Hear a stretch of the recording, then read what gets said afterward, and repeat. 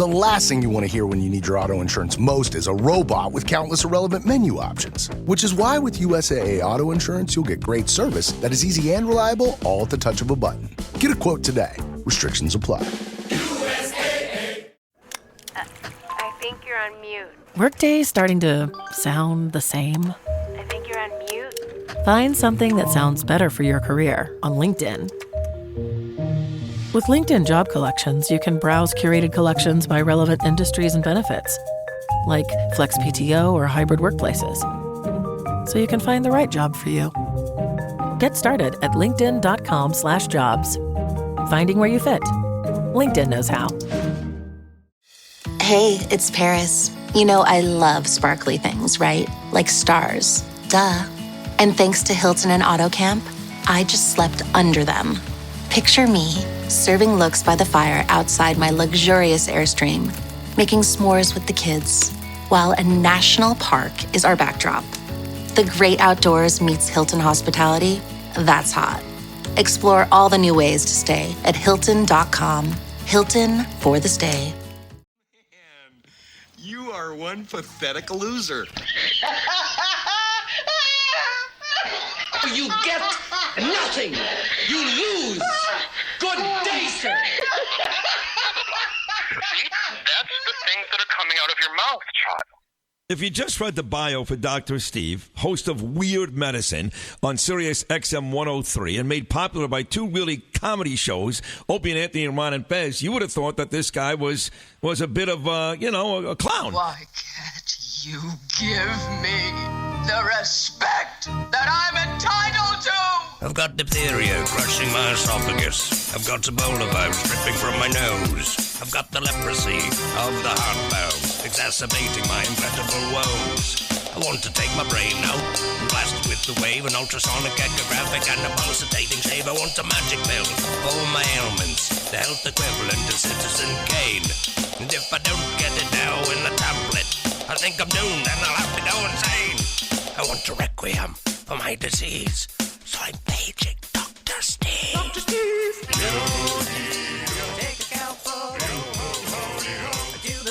Help if I turn my mic on. From the world-famous Jake Hudson Network in beautiful downtown OJ City. It's Weird Medicine, the first and still only uncensored medical show in the history of broadcast radio. Now a podcast. I'm Dr. Steve with my little pal, faux Dr. Scott. Hello, Scott. It's a man named Scott who's not a doctor. And his pal, John. Hello, John. Hello, hello. And Tacey's here, just giving wine out to everybody. You don't have to talk. You're fine. This is a show for people who never listen to a medical show on the radio or the internet. If you got a question you're embarrassed to take to your regular medical provider, if you don't find an answer anywhere else, give us a call. 347-766-4323. That's 347. Take it, Scott. Boo. It's 347 Pooh Head. Follow us on Twitter at Weird Medicine and Dr. Scott WM. Visit our website at drsteve.com for podcasts, medical news, and stuff you can buy. Most importantly, we are not your medical providers. Take everything here with a grain of salt. Don't act on anything you hear on this show without talking it over with your healthcare provider. Don't forget stuff.drsteve.com, stuff.drsteve.com. And if you're interested in the Roadie robotic tuner, check out Roadie, ROADIE.drsteve.com. And they also have the Roadie, something else, the Roadie Coach. The Roadie Coach that will teach you how to play an instrument. Check out Dr. Scott's website at simplyherbals.net. And check out our Patreon at patreon.com/weirdmedicine. I'm putting new stuff up there, all kinds of eclectic stuff. YouTube shorts go there first. Live streams, the full behind-the-scenes podcast video is on there. If Dr. Scott and I play some stupid songs, they'll go there as well. And some other things. There'll be some specific live streams just for there. And it's just an archive of things. That's, Cardiff Electric had a bunch of our friends do a birthday video for me. And I felt kind of embarrassed just putting it on YouTube. But I did put it on Patreon so people could see it. So it was very sweet and nice. And so that's up there as well. And then I saw that look on your face, Stacey. I just got it, so don't freak out. And then cameo.com/weirdmedicine if you want me to say fluid to your mama, I will absolutely do so for $5 or less. All right, very good. Don't forget Dr. Scott's website. It's simplyherbals.net. That's simplyherbals.net. And check me out on Normal World with Dave Landau. And we're finally, I got Andy Hines working with me from A. Hines Media. You all know him as Trucker Andy from WATP. And he's going to be helping me put together those Normal World pieces so that I'm not so behind. I'm about 4 weeks behind turning in the female ejaculation one. So that's coming, but it'll air very soon now that I got Andy on the thing. So anyway, welcome to the studio, Scott and John. Why are you guys here? I was told I'd be observing a radio show today, so now I'm in it. Likewise. Observing. Well, I'm going to sit here and you two guys are just going to be staring at me. That's bullshit. It's not happening. So, so listen, here's the thing. This is what Opie told me a long time ago. If you got something, kick in with it, but you don't have to try to force anything, so you're fine. So if you have medical questions or anything like that, and you have something, just raise your hand, let me know. Or just pop in. But I will fill the silence with my own voice if you don't say something. You know what I mean? So if you want to say something, just pop in. What are you going to say, Scott? Well, it's maybe boring, but dementia, Alzheimer's, runs in my family. I'm just curious. What are my chances? Okay, so that's a great question. There are familial forms of dementia, but Alzheimer's itself, if it's truly Alzheimer's dementia, tends to be just sporadic. In other words, it's not a genetic thing. If your grandmother had it, it doesn't necessarily make you more likely to have it. Now, there are different types of familial dementias. So did anybody in your family ever see a geneticist or a neurologist to see? No. Okay. So really, a familial Alzheimer's disease is extremely rare. It's caused by a mutation in a certain gene called PSEN1, and you can be tested for that. So, and it's autosomal dominant. So if you have the disease, your children have a 50% chance of developing it. Yeah. So let's say you've got little d and big D as the genes, right?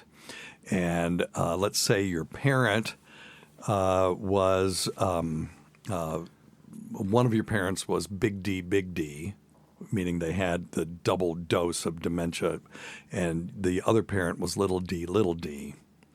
Then if you only need the one big D to get get the familial dementia, then every single one of their kids will get it.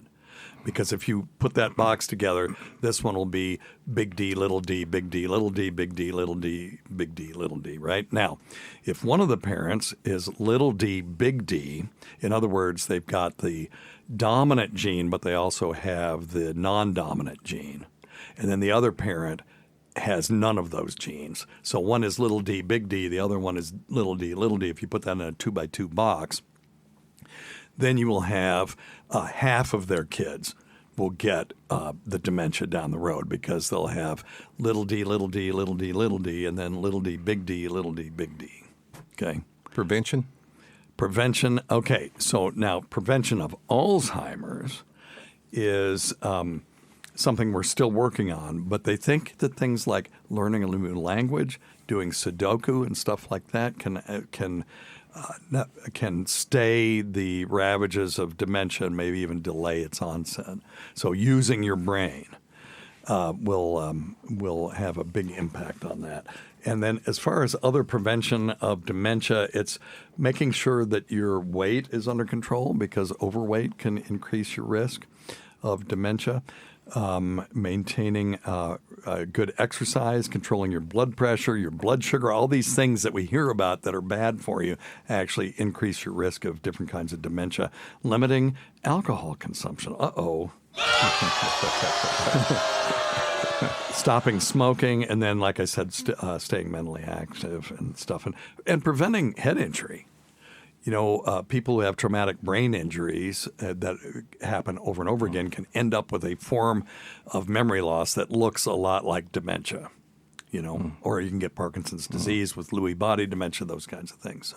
So basically maintaining a healthy lifestyle and not smoking are the big ways to prevent dementia. So do you do Sudoku or anything like that? No. Yeah, I actually picked it up.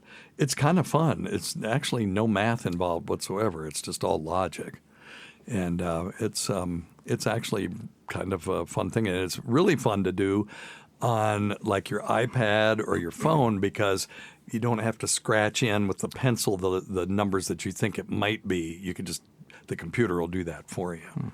But anyway, yeah. Good. So there you go. Thanks. That's an excellent question. How about some of the things to stave it off that people are talking about, like lion's mane, psilocybin, Psilocybin, you mean? Psilocybin, I guess. We heard that a couple episodes ago. Yeah, psilocybin. I don't know if there's evidence that that'll forestall dementia, but lion's mane is thought to help with cognitive issues. I take it every day. It helps with mental clarity and it helps with regeneration of nerves. So, the brain is nothing but a big bundle of nerves. It kind of makes sense. It certainly has helped my peripheral neuropathy. Whether it does anything centrally, I don't know. I'm going to look real quick while I'm running my stupid mouth and see if there's any evidence on lion's mane and dementia in the medical literature. And, okay, so there is some, this is from the Alzheimer Drug Discovery Foundation, and it says that preclinical evidence and one small pilot study suggested that lion's mane may provide benefit to individuals with Alzheimer's disease. But the 2009 pilot is yet to be replicated. Part of the problem with this is how do you raise grant money from drug companies for something that is just grows in nature, that you can grow in your closet in your house like I do? You can't.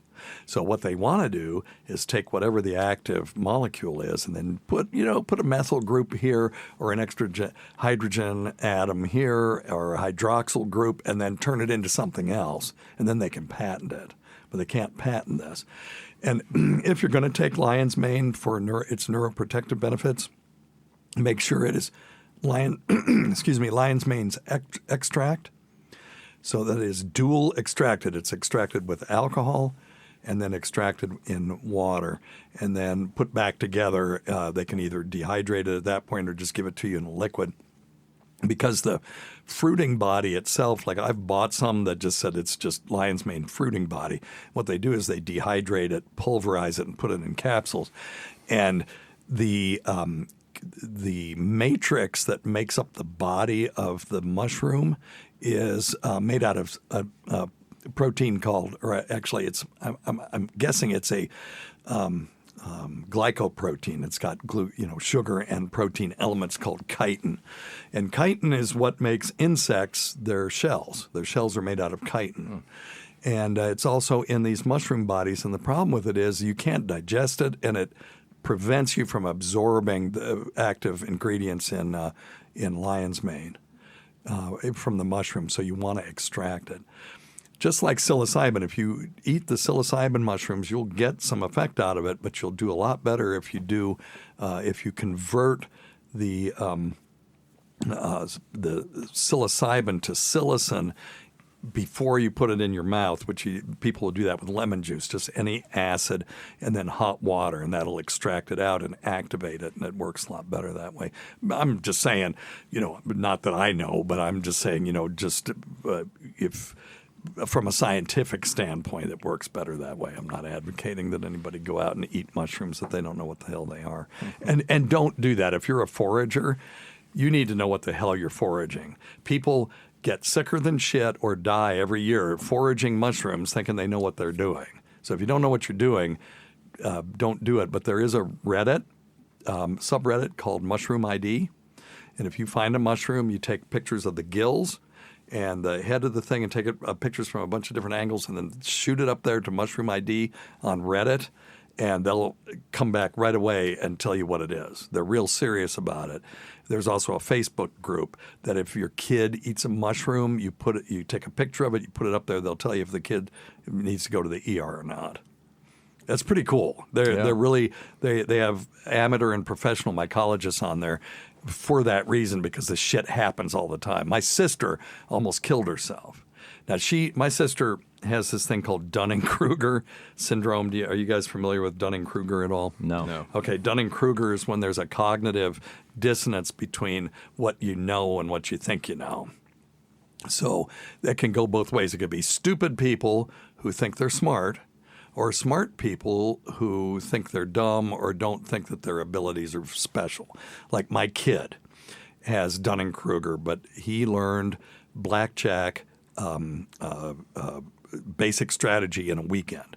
Some people take months, if not years, to learn it perfectly. He learned it in a weekend, and then he's trying to teach his mother, Tacey, how to do this, and her brain doesn't work that way, and he's just getting frustrated because why can't you do this? And he doesn't realize other people can't do what he does. And then there are stupid people that think they're smarter than they are. Examples of that: my sister, the stuttering John Melendez. It's demonstrated that he has a little bit of Dunning-Kruger. So, and I'm not saying anything out of school. It's been demonstrated publicly. So. It's not necessarily a bad thing. It's just a cognitive dissonance, right? So my sister, I'm smart. I can forage for mushrooms. I know what these things are. And then she ate them and almost died. Stupid. Okay. Yeah.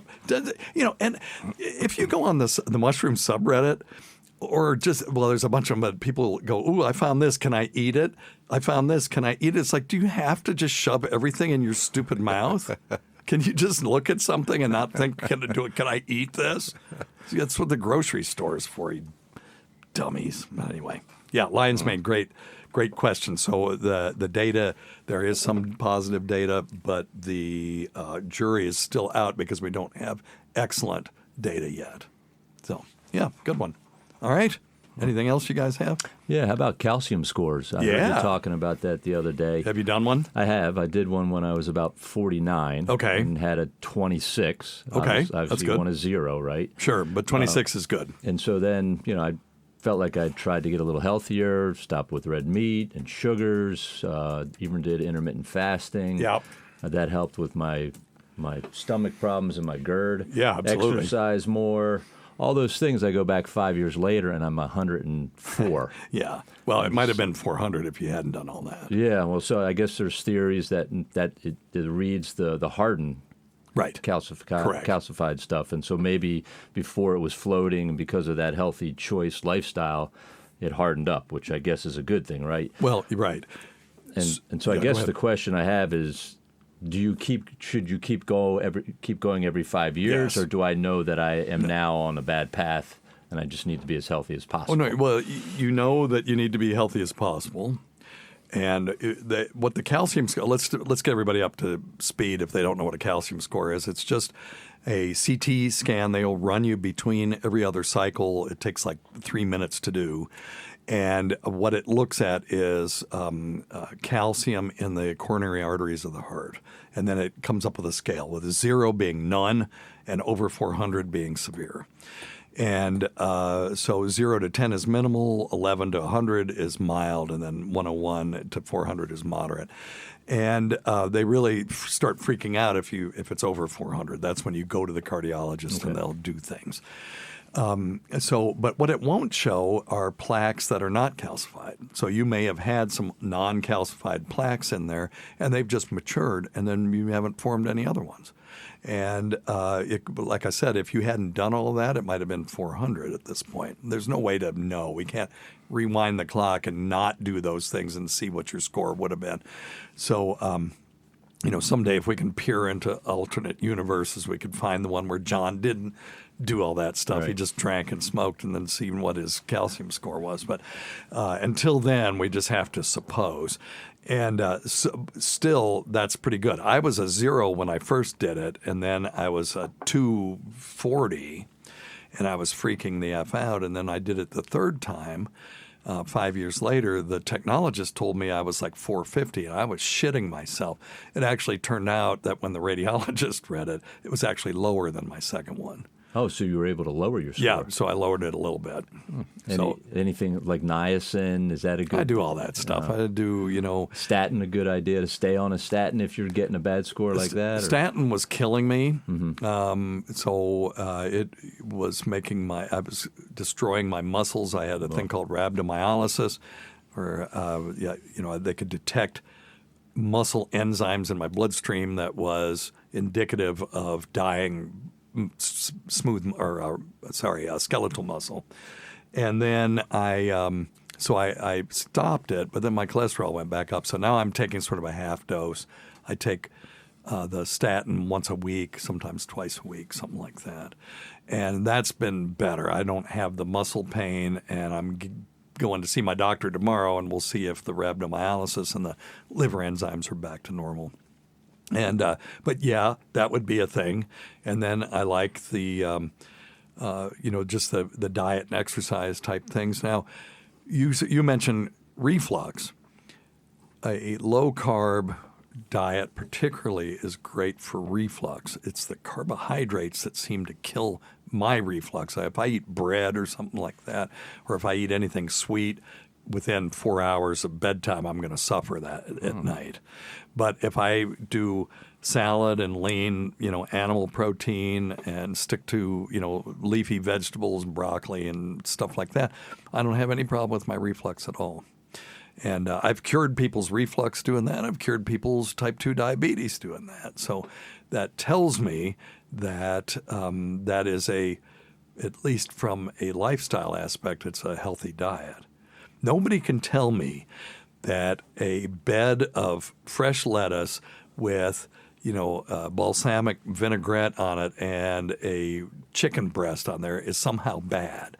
But that's a low-carb meal. When people go, oh, low-carb, they're thinking of people, big fatzos eating steak with bacon and mayonnaise and cheese and stuff. That is a low-carbohydrate diet, but that's not what we're talking about. Not the Atkins diet, right? That is not. Atkins would shit himself if he saw people eating like that, The original Atkins diet was green leafy vegetables, lean animal protein.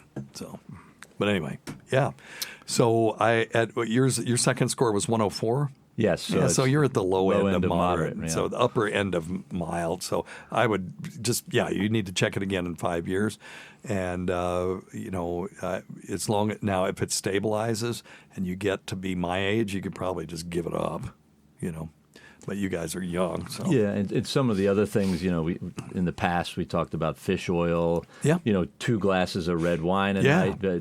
But I'm reading more and more that alcohol is just not good for you at all. Correct. And so I think people are kind of backing off that right now. 4 ounces of red wine is probably good for you. Any more than that becomes neutral, and then a lot more than that becomes detrimental.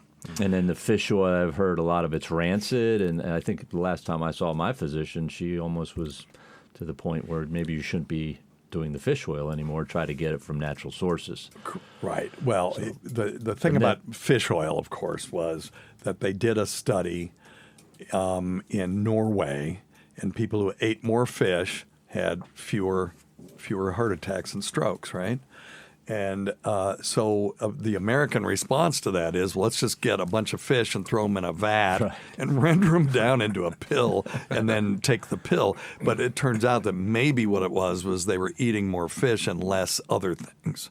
So really, we should just eat the fish instead of worrying about the stupid pills. But there are some benefits to fish oil. They can reduce total body inflammation. And if you have high triglycerides, it can really help. So there's actually a commercial version of fish oil that they sell as a prescription for people with high triglycerides. So it's not completely worthless. I've switched over to krill oil. I don't know why, just because it looks cooler. It's red. I don't know. the krill are probably less infused with mercury and stuff, and so it's. And I'm taking food out of the mouths of whales, though, when I eat all the krill. But there's tons of krill to go around. And it raises your HDL. It seems like when I'm disciplined to take the fish oil. Yeah. When I go in for my blood work, I'm 60. If I get a little lazy with it, sometimes it's down around 50. Oh, yeah. Yeah, so, interesting. Yeah. Well, exercise is a big one on that for increasing your HDL. And the 4 ounces of red wine with the resveratrol in it, it's supposed to increase your good cholesterol as well. But exercise is the big one. So what I used to tell people, if you just want to do lifestyle stuff, is go easy on the carbohydrates, because it's those spikes of insulin that really can cause plaques to form. And then do 4 ounces of red wine if you're a non-drinker, 4 ounces of red grape juice. Get your exercise, do soluble fiber, and if you can't get enough in your diet, just take Citracel. That'll do.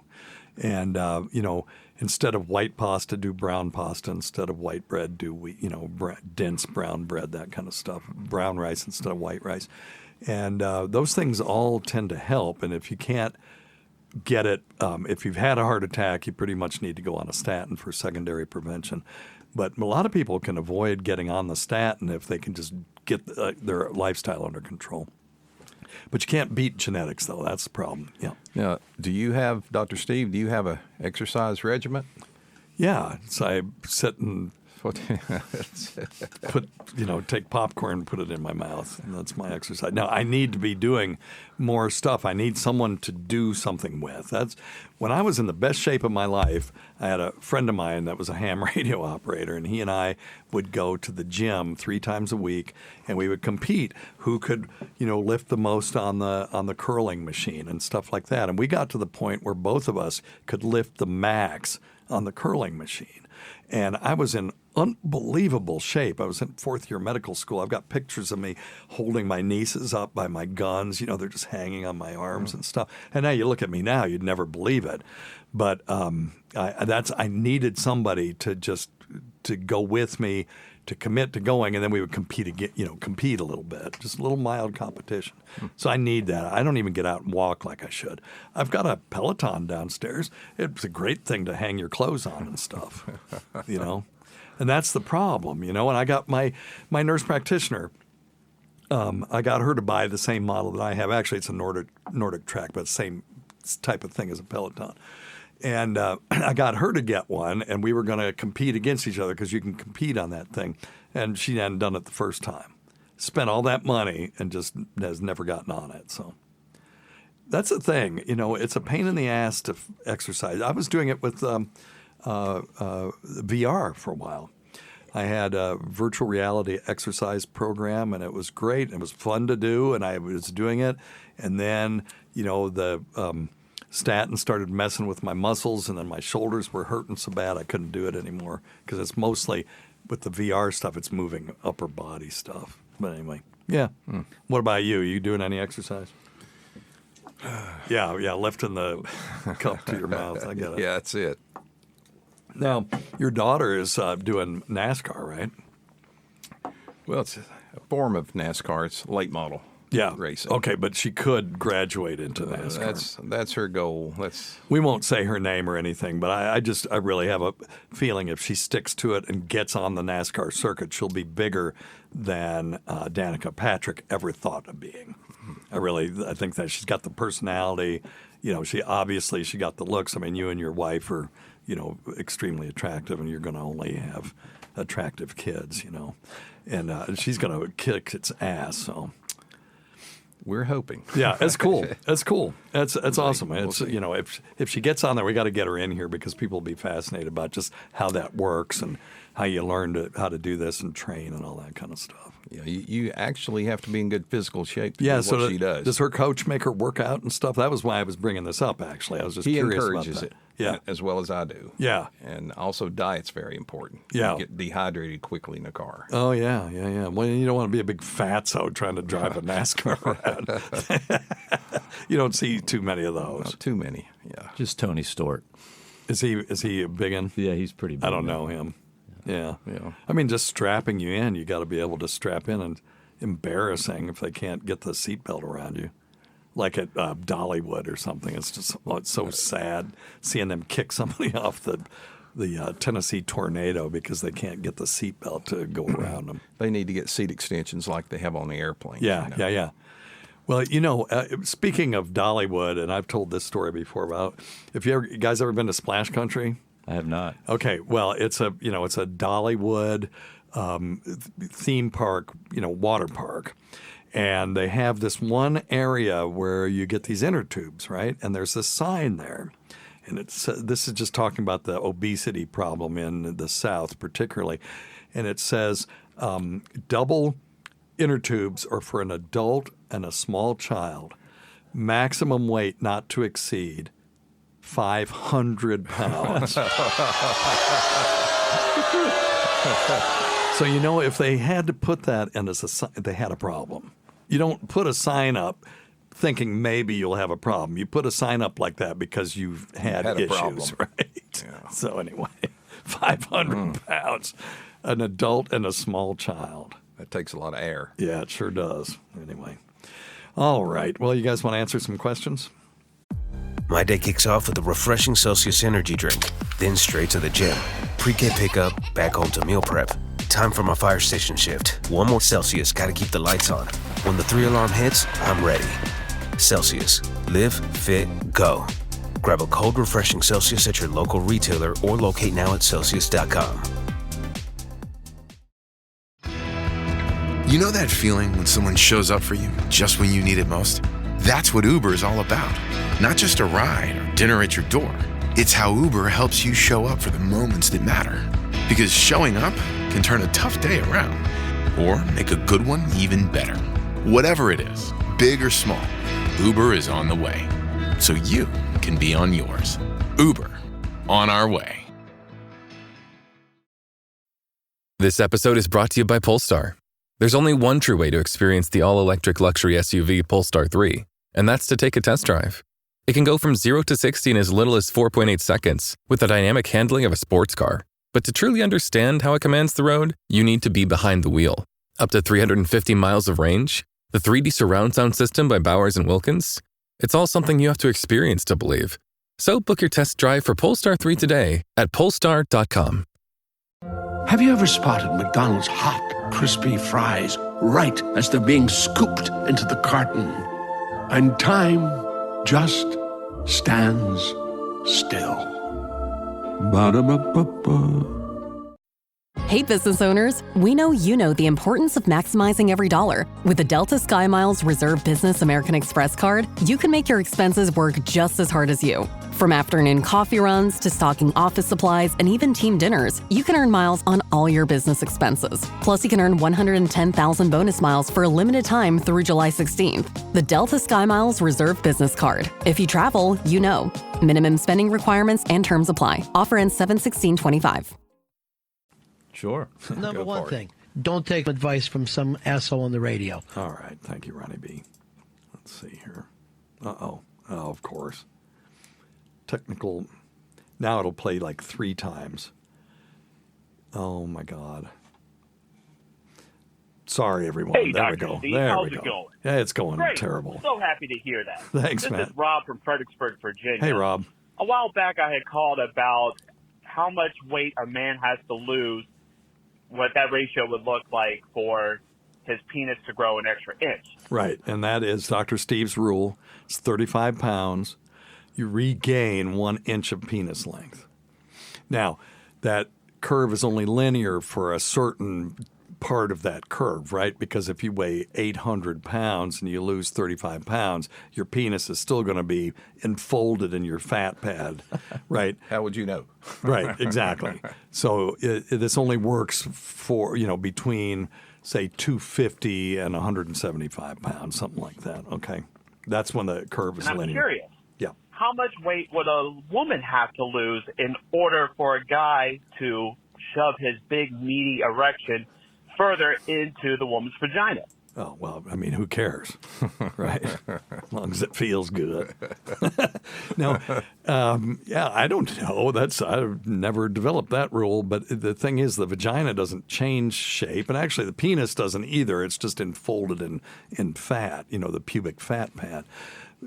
So, there aren't that many women who have so much fat around the perineum or the taint that it makes it difficult to, shove your member in there. But that's evolutionary. We're designed to make that easy. So I don't, it's just whether you would want to, I guess. Go ahead. Now, is it possible for a man who has Peyronie's disease to satisfy a woman quickly to find that, quote, G-spot better than someone who doesn't? Well, now, true Peyronie's can be extremely painful, but if you have a curvature in your erect penis, that's actually a good thing. Because think of it, if your penis is perfectly straight and it just goes in and out and in and out, right? But if it's curved, then when the tip goes in, it's going to hit. So let's say if the curvature is to the right, in other words, the bow is to the right, then when the tip goes in, it's going to hit the left side of the vaginal wall. Then as you insert further, then the bow will hit the right side of the vaginal wall, and then as you keep going, then the base will hit the left side again. So it increases your apparent girth if you have a curvature. Now, if you have true Peyronie's and it's bent at 90 degrees, you're not shoving that anywhere, and it hurts like hell. And go see somebody. Peyronie, and if you don't want Peyronie's, don't let the woman get on top when you've got whiskey dick. That's just your advice from your old Uncle Steve, because that's how it happens. She's on top, you're only semi-erect, and then she thrusts down, and she's not lubed up, or you're half in and half out, and it bends the penis in half, folds it in half, and that's what fractures it. Ouch. And when they say fracture, there's not a bone in there. What really happens is the tunic, that goes around the slightly elastic tunic that surrounds the erect shaft will actually split. And then when it heals up, it causes scar tissue, and it'll always bend in the direction of the scar because it's not as elastic as the rest of it. So if you have that happen, get it checked because it can be fixed. All right? Or it can be improved. All right? Questions, comments? We good? Should have led off with that instead of lion's mane. Well, why would you unless you actually have that problem? So. Okay, I don't have that problem. Good, okay, I don't care. That's too much information. Weird medicine, folks.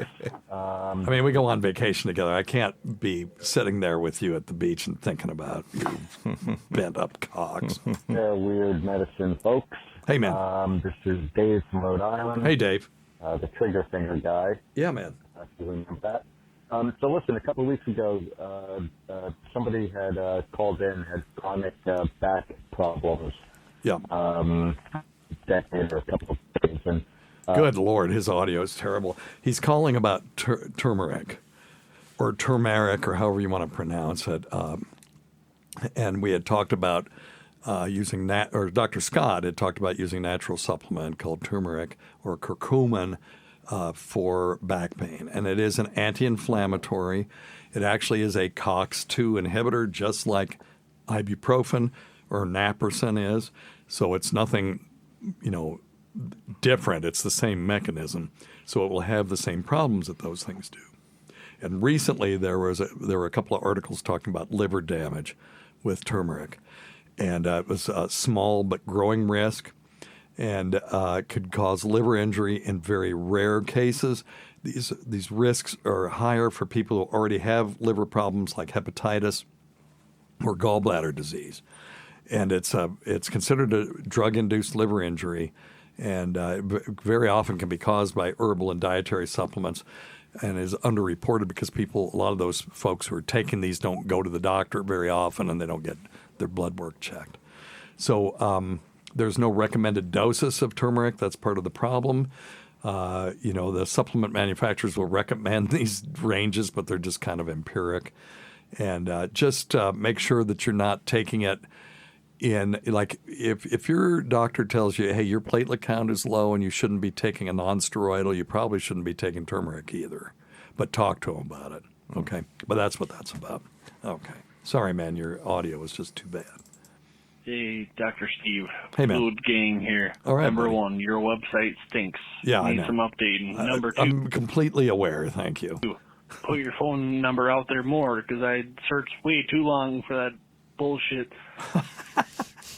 Okay, well, is it not? Okay, You mean this phone number? It's okay. I'll fix that. It's supposed to be on every one of the tags for our podcast, but I think it fell off and I never put it back on, so I will fix that. Thanks. Number 3.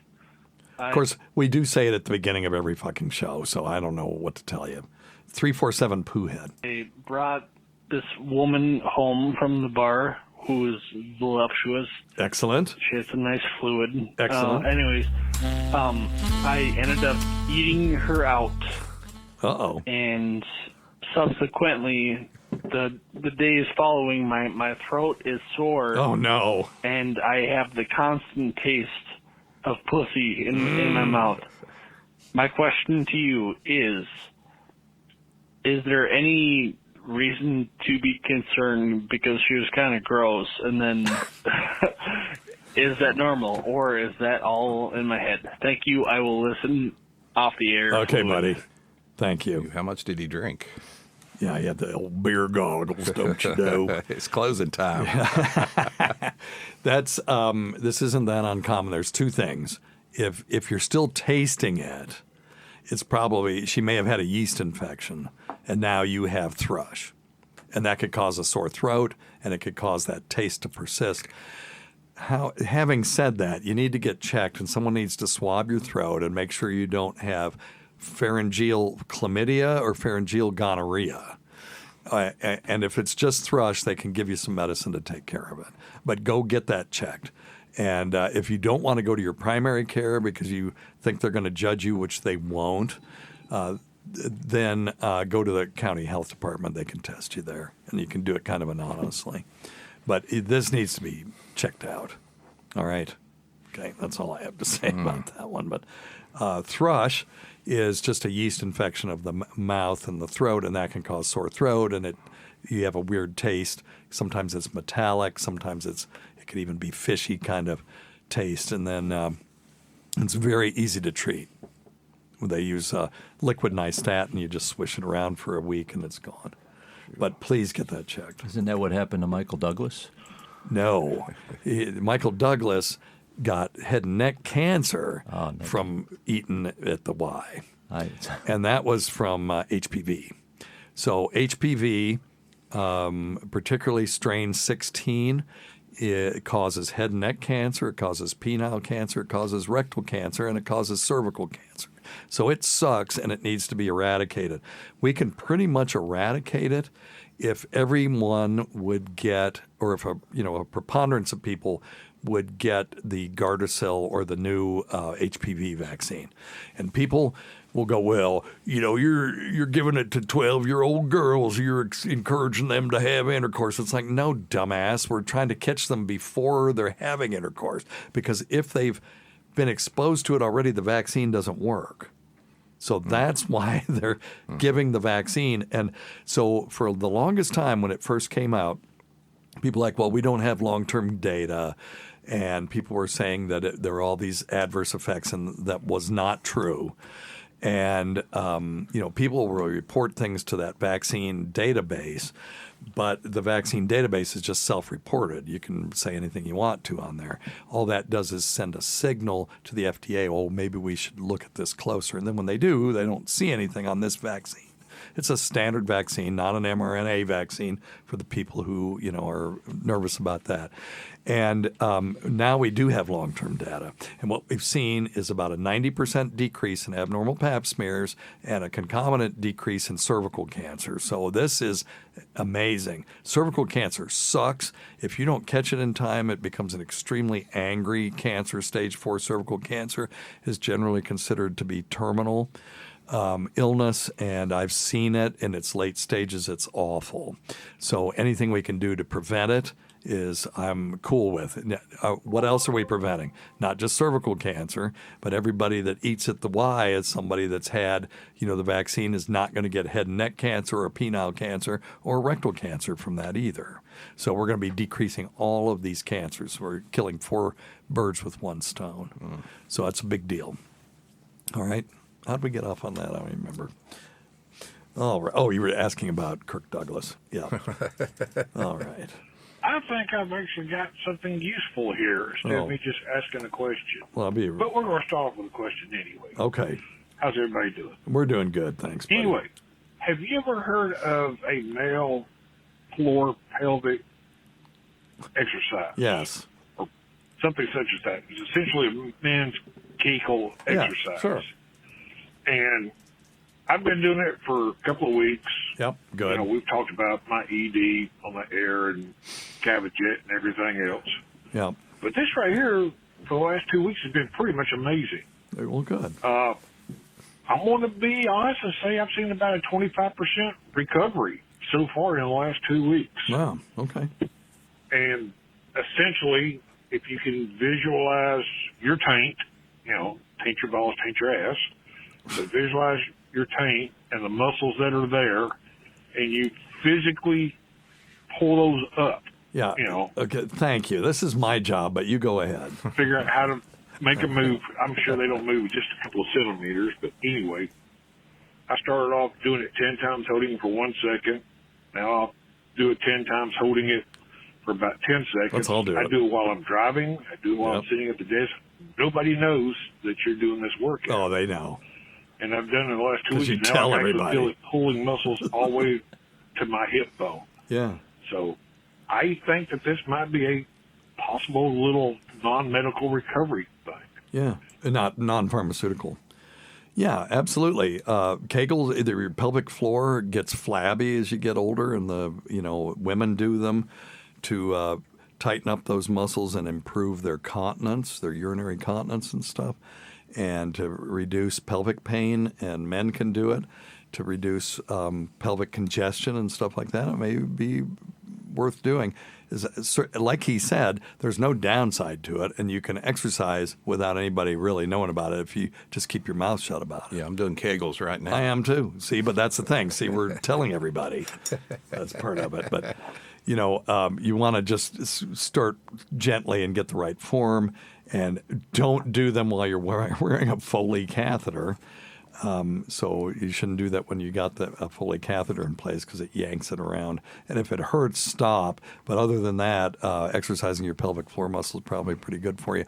And there are some men that swear that if they do Kegels, that it improves their premature ejaculation. So my treatment for premature ejaculation is edging.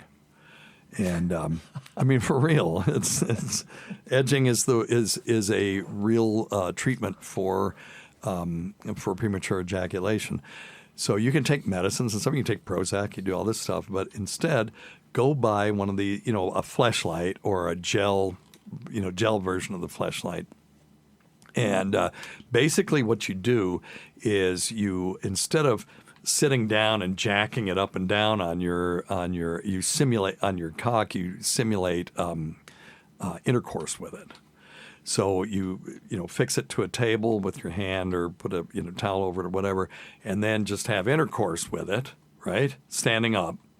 And then when you get close to have feeling that you're gonna bust a nut, you pull your penis out and you grab the shaft with your hand, and then you put your thumb over the urethral meatus. Now, if you've gone too far, you won't be able to stop it. But if you catch it at the right moment, it will stop that feeling, and then it backs off, and then you do it again. And you keep doing that until you can have intercourse with this thing for as long as you want to without ejaculating. Now, the second part is doing it with a real human being. So you have to have a partner who understands your problem and is willing to help you. Be patient. And be patient with you and do the exact same thing. You edge, and then when they get the feeling, then they put their hand around it and grab the end. And you keep doing that until you can have sex with them as long as you want to. And it may take weeks to months to get this, but it is absolutely something that you can train your body to do. So there you go. Or you can just take a pill.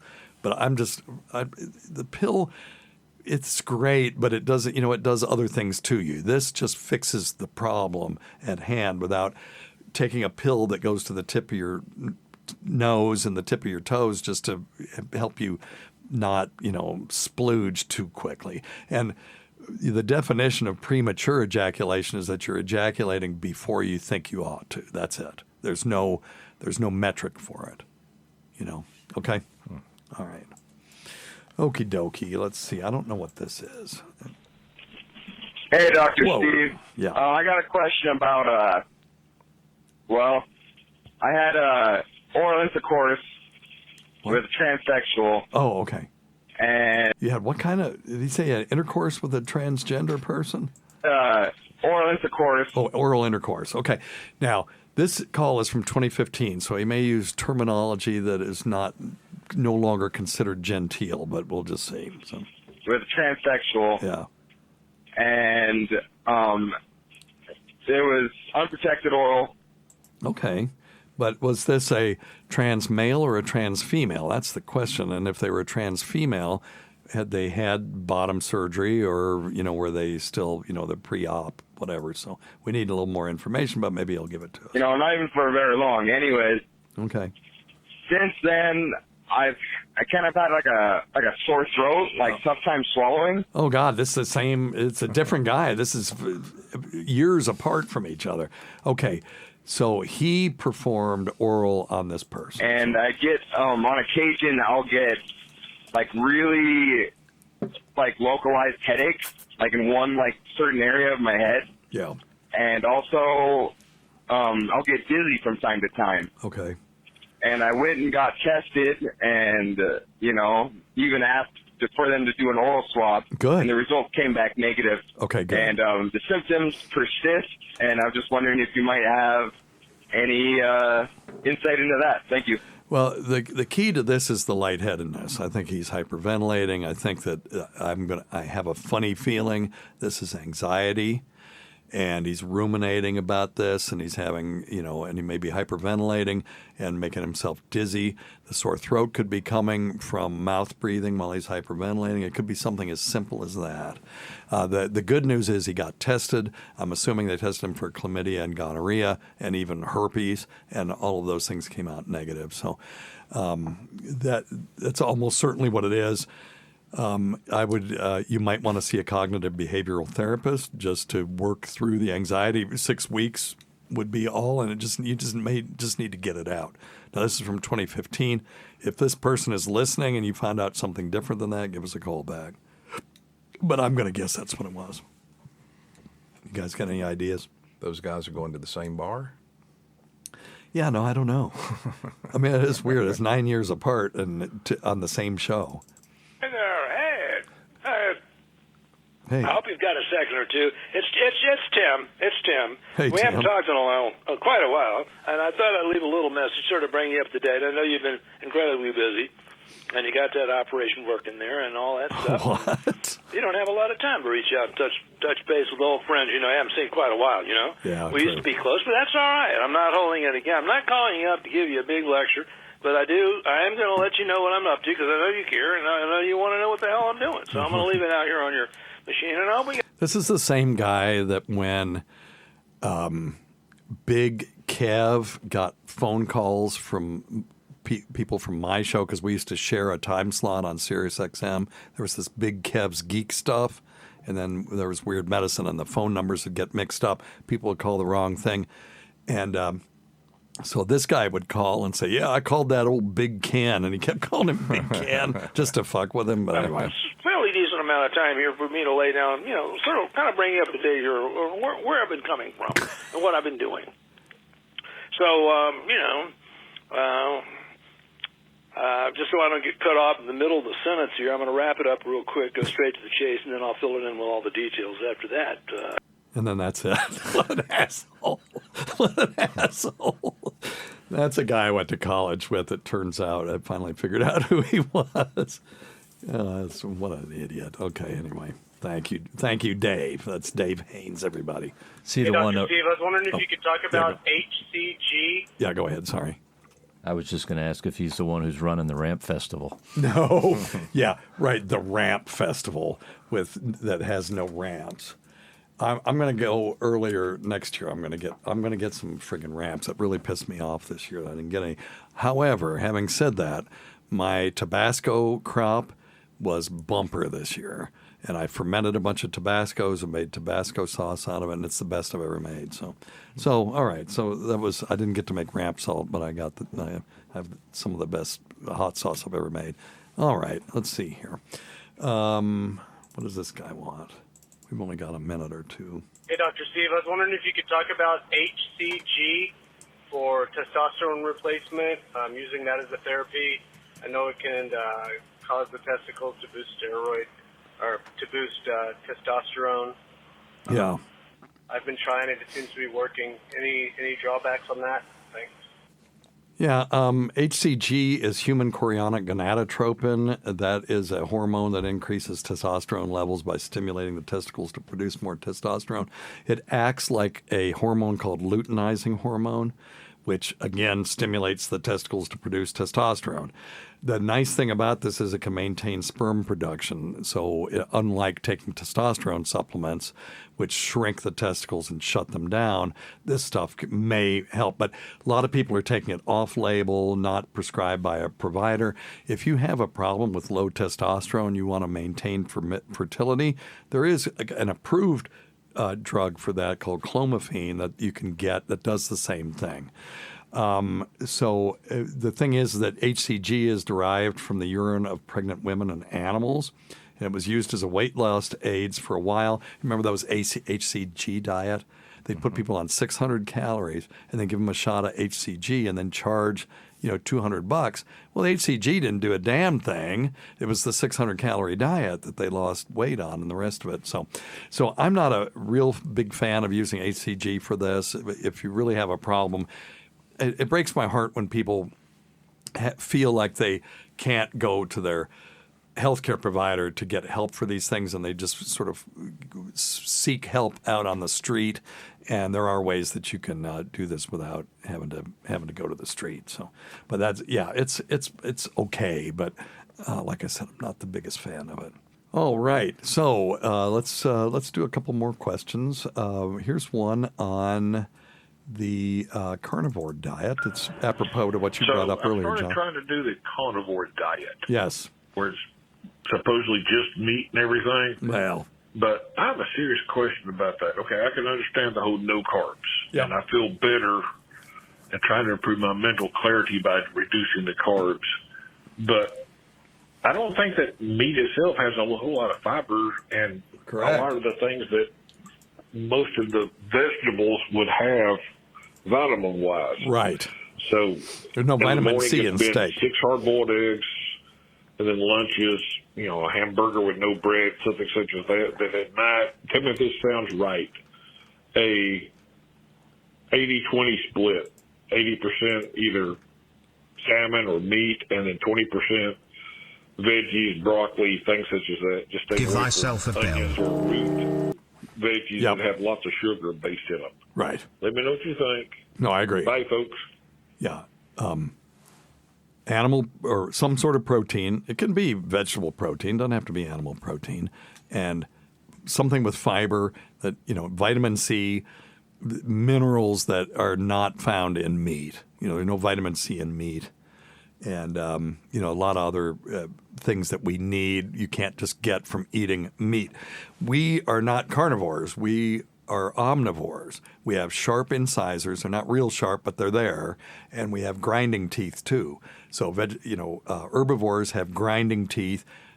Carnivores have sharp teeth like cats and dogs and stuff like that. And we have both. So we were designed, whatever, that's a bad word, but you know what I mean. We evolved to be in an environment where we could make use of lots of things in our environment. So we could eat meat. We could digest a lot of vegetable stuff. We can't digest grass and things like that are just, pure cellulose. We can't digest that.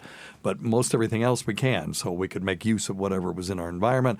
And then when agriculture happened, we could grow our own and we could have animal husbandry and all that stuff. And then, now you got civilization going. So that's why I think eating just one thing to the exclusion of other things is never that good because we were designed to eat a varied diet.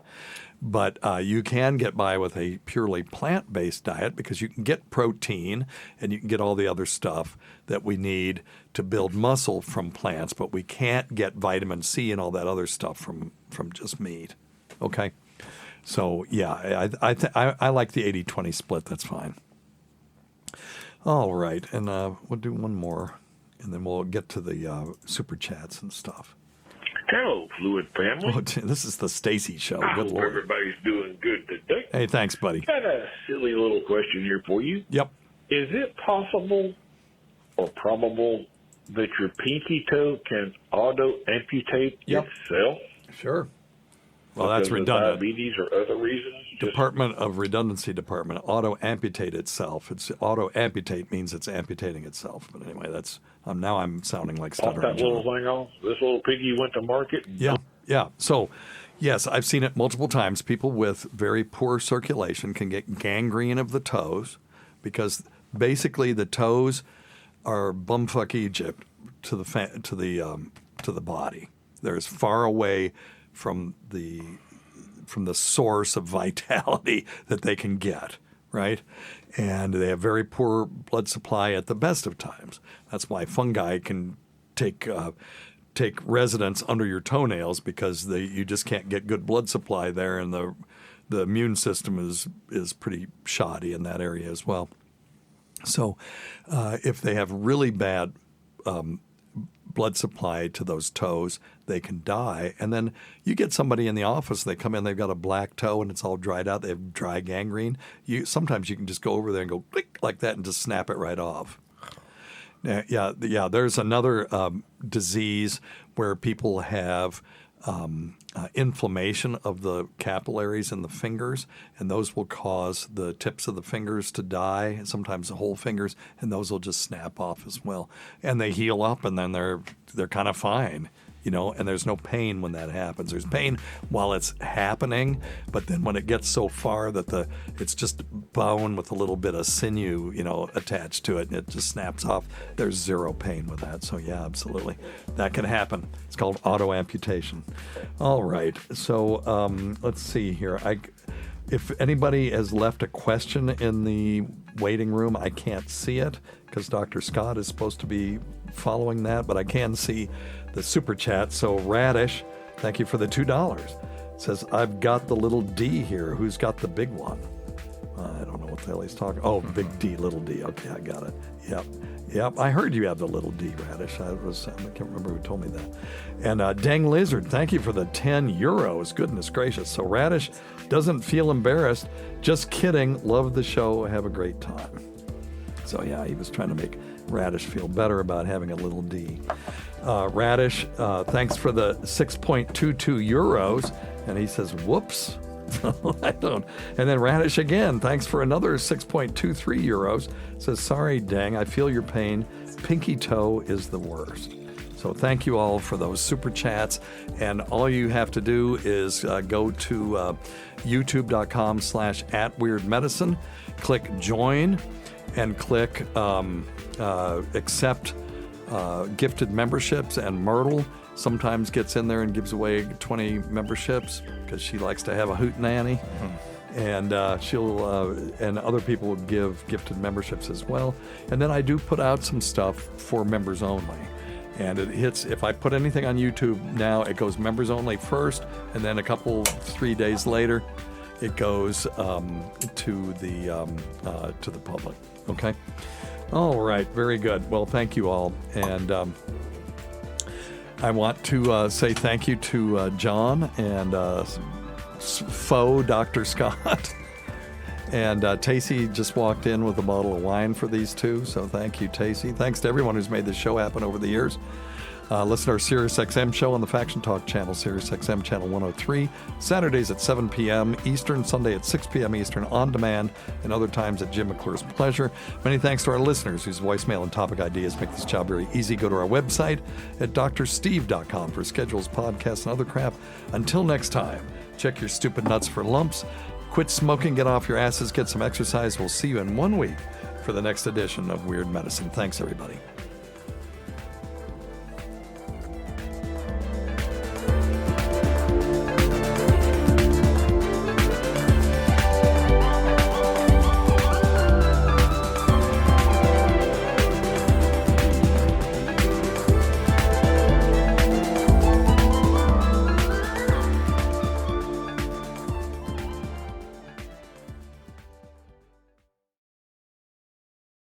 Running a business can be exhausting. Building your website shouldn't be. With Wix, you can express your ideas, give direction, then leave the heavy lifting to AI. From site creation to branded content and images. Have fun with the details. Customize what you want the way you want. And manage your whole business from a centralized dashboard with expert AI tools. Build, scale, and enjoy the incredible results. You can do it all yourself on Wix.